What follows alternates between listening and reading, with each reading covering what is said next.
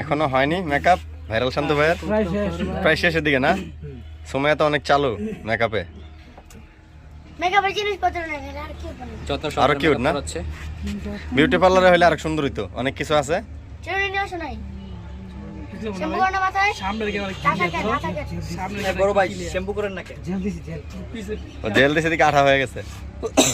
Jail এই যে madam কি আমি তো ভাইরাল গেলাম ভাই।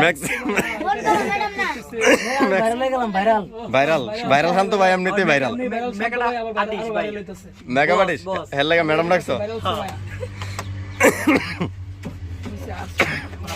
দিলে একটুখানি মানাবে, একটুখানি বলেন তো আমাকে। সাদা দিয়ে না এর মাই হয়ে যাবে।